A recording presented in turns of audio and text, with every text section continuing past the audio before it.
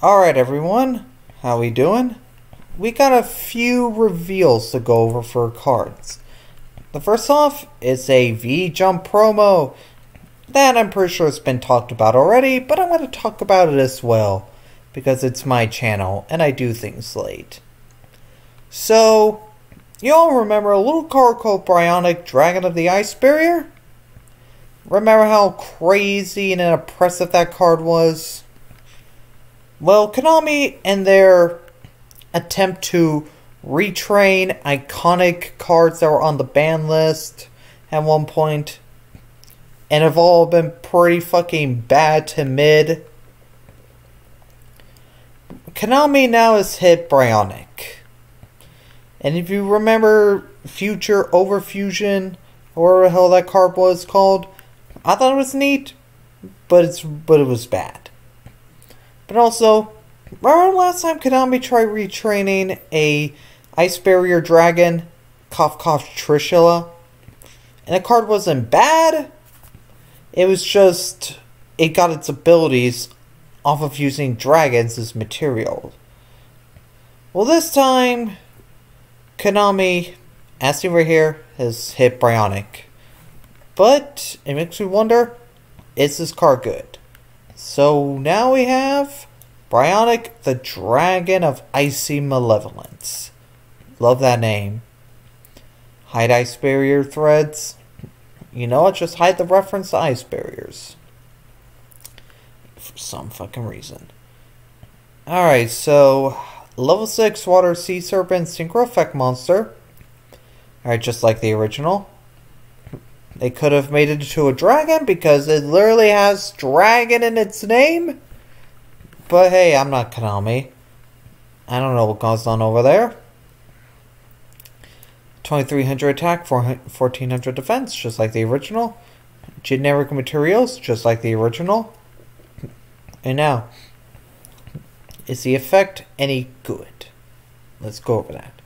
You can only use the first and second effect of this card's name each once per turn. Card once per turn, okay. If this card is synchro summoned, discard a card, then target one card in the field, return it to the hand. Alright, it's got the bounce effect still. Alright. And second effect, if this card is special summoned from the graveyard, discard a card, then target one card in the field and return it to the hand. Alright, so this is good. It still keeps the Brionac bounce effects of the original, but makes it a hard once per turn. And now it could just do it if it's special summoned from the graveyard. That's cool. Do I think this card is actually the best out of all the retrains we've gone for all these old banlist cards? Absolutely. It's Brionac. Konami couldn't mess it up. Right? Right? They couldn't just messed it up. That would anger the one ice barrier player in the world, me. I wouldn't be upset. I'd just be like, ah, you fumbled. But anyway, not bad. Not bad at all. I'm sure this will fit into the ice barrier lore somehow. So then, anyway, we got legacy support for Age of Overlord. Shinobirds. A deck that came out in Raging Tempest all the way back in 2017. Oh man. Arc 5 era. Since it's an Arc 5 era deck, it's bound to get good support. Because Arc 5, just for some reason, made Konami go, hey yo, let's make just a bunch of good decks. Let's just be good at designing cards for once, you know? So anyway, so we got the level 4 Ritual Spirit, Shinobaroness, Shade Peacock. Oh, and just so you know, for those who don't know what the Shinobirds are, they are Ritual Spirit monsters. And, they're actually some of the best spirit support out there. Simply because of one reason. Actually, two reasons. Number one, they're generic. They're mostly generic. And number two, they just can search out anything spirit related. Just do generic spirit stuff.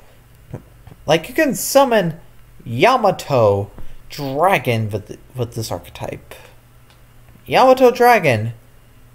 I believe that's what it was called. A card that Noah from the Duel Monsters anime used. So anyway, let's go over the card. Sorry for the wait. Once again, Shinobird Shade Peacock. Level 4. 1500 attack, 2000 defense. You can ritual summon this card with Shinobird's Calling. You can only use the second effect of this card's name once per turn. This card's name becomes Shinobird Peacock. I can't say names right. While in the hand or on the field. If this card is ritual summoned, you can add a spell trap from your deck to your hand that has Spirit Monster in its text. Once again, generic spirit support. It's not locked where it's like, oh, you can only add a Shinobird card from your deck to your hand. Or anything like that. No, it just lets you get anything Spirit Monster related. And that's what makes this deck cool. And once per turn during the standby phase of the next turn after this card was banished, special summon the banished card. And that's another thing. It's a spirit deck with spirit monsters that can special summon themselves. Special summon. Something that spirits have never been able to do since their inception. But when Shinobirds came out, they're like, I'm gonna change the formula for spirits up just a little bit. Just a wee bit. Just a wee little bit. And that's one of the things that's made the deck have the amount of fans that it's had over the years. Because they can special summon themselves. And they're just very different spirit monsters than what you would expect. And then finally, once per turn during the end phase, if this card special summon, return to your hand. Still gotta do that, in part because it's a spirit monster. So anyway, this card's pretty damn good because it could fetch a spirit spell trap. Good job on that, Konami. The next thing we got Shinobird Shade Peacock. I guess we got the male and female. Neat. Level 4 Winged Beast. Reverse stats to Shinobird. And you can ritual summon this card with the same card. Shinobird's Calling. You can only use the second effect of this card's name once per turn. This card's name becomes Shinobird Peacock while in the hand or field. Alright, name change. You contribute this ritual summon card, add a spirit monster and ritual spell from your deck to your hand. Alright, that's pretty good. Wish it was a quick effect, but you take what you could get. And then once per turn during the standby phase of the next turn after this card was banished, special summon this banished card. Okie dokie then. And then the fourth effect is just self-bounce effect. Ultimately, I'd probably say Shinobird is better than Shinobird, just because you can fetch a spirit monster and ritual spell, so you can just set up the different plays. Maybe add a Sakitama, and Shinobird's Calling to be able to make one of these, or maybe just add like a Yamato Dragon, if that's what it was called, in order to bring out bigger ritual monsters for spirits. Anything's possible with these. So anyway, we got the third card here, the Himorogi, where stars line. Once per turn. Oh, it's a field spell, by the way. Once per turn, you can ritual summon a wind ritual monster from your deck. Okay, that's crazy. By attributing spirit monsters and or Shinobird tokens you control whose total levels equal or exceed its level. I'm sure one of the first wave of cards had a way to get Shinobird tokens out.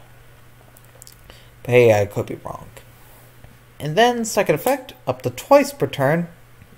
The effect better be good to warn that. If you face up wind monsters you control returns to the hand, it can activate one of these effects. Add one of your spirit monsters or ritual spells that is banished or in your graveyard to the hand. Alright, so going back to Sakitama, you can add back Sakitama and then use its ability. Ooh, maybe make a rank 4 using Shinobaroness or Shinobaron. Ooh, that'd be pretty cool. And then effect number 2. Set 1 Stars Align across the Milky Way directly from your deck. I don't know what Stars Align across the Milky Way does, but I'm pretty sure it's good. In order to, if it's saying that you can just set it directly from the deck. Overall, this is pretty good legacy support, just because they're good spirit monsters. I don't know how good this is for a Shinobird deck, but I'm just going to guess it's crazy for the deck, just because you can fetch generic spirit good stuff. But overall, Konami, you didn't fumble on these, and you didn't fumble on this. Good job, Konami. Good job. The stars align for the Shinobirds once again on Tanabata. I'm guessing Tanabata is like a spirit-based holiday in Japan. But hey, once again, Konami, good job. That's all I have to say. I thank you all for watching and coming. And let me know what you think of these cards. Personally, my favorite is the Brionac Retrain. But that's just because I don't know anything about Shinobirds, so I'm kind of biased. Anyway, I'll see you all another day or night.